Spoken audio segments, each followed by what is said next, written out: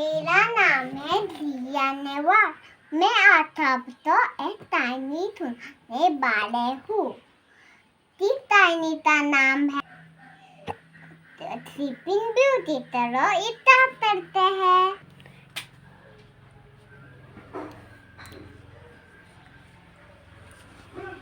एक राज्य में एक रानी रहती थी।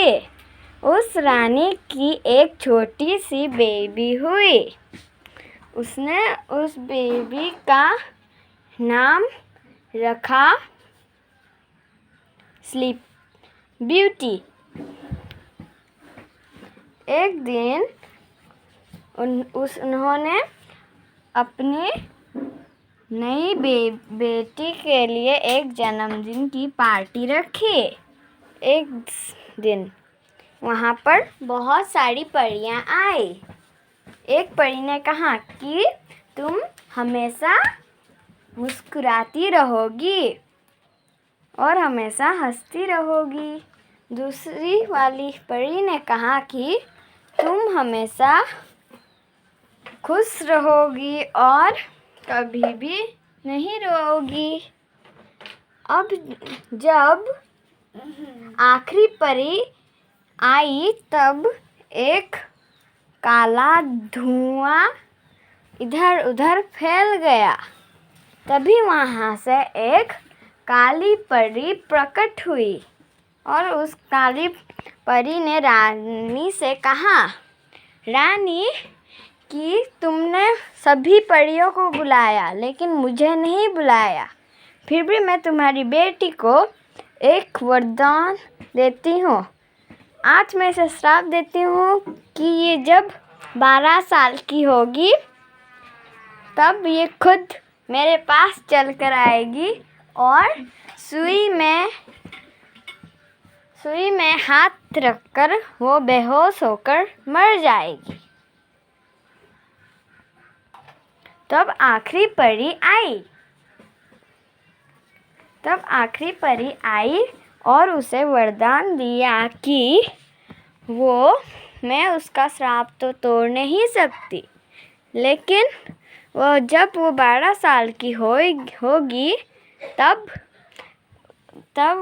सुई चरखे में जब उंगली रखकर वो बेहोश हो जाएगी, तब हम सभी उसे अपने बेडरूम में लाकर सुलाकर और सारे दरवाजे बंद कर वो अब जो भी आएगा वो उसके गालों को चूमेगा तो वो उठ जाएगी। ये वरदान देकर सभी परियां अपने अपने घर चली गई। अब बहुत दिनों के बाद राजकुमारी बड़ी होती, धीरे धीरे प्रिंसेस बड़ी होती गई।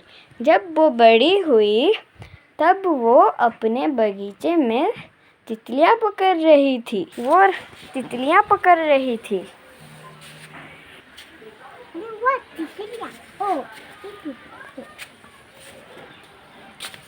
तब वो दौड़ती गई तितली के पीछे पीछे।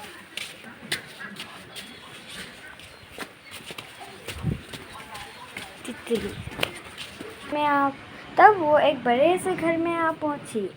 तब उसने देखा कि एक बूढ़ी औरत चरखा घुमा रही थी। तब उसने पूछा, दादी माँ अभी आप क्या कर रहे हो?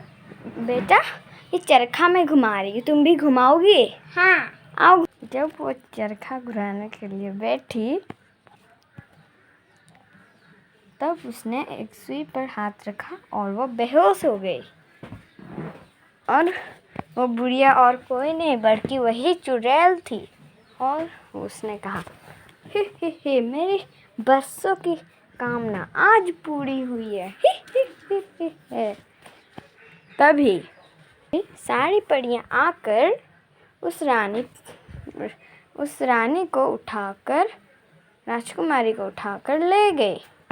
वो उसके कक्ष में उसे सुलाया और उसे नए कपड़े पहनाने। सभी प्रिंसेस ने उसे एक सुंदर सा एक फूलों के कपड़े पहनाकर उसे वहाँ पर सुला दिया।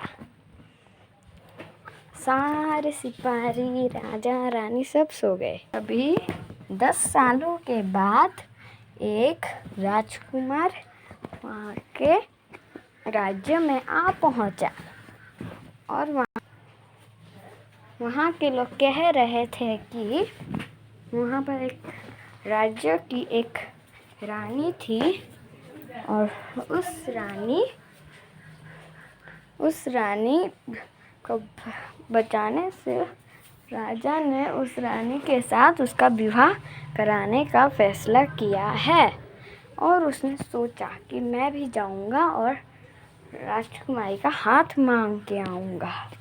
तब उसने सोचा, उठाई और एक हाथों में उसने गुलाब का वो लिया और चल पड़ा।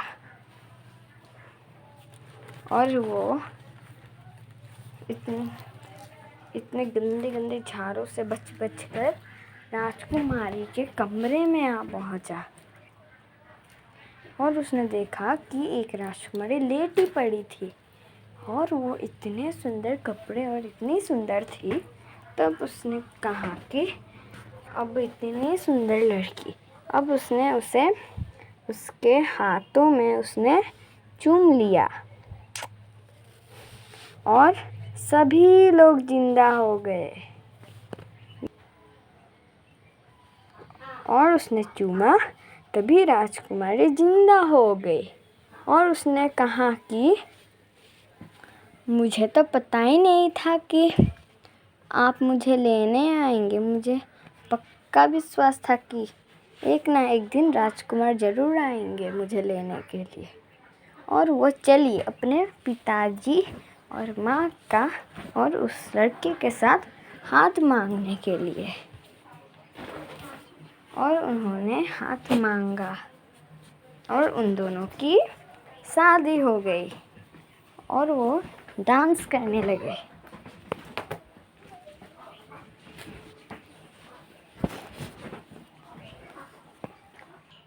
ये कहानी आपको पसंद आई तो लाइक करना और शेयर करना। बाय। हाँ ठीक है। और सब्सक्राइब भी करना। भूल गए तो मैं बोल दूंगा। बाय।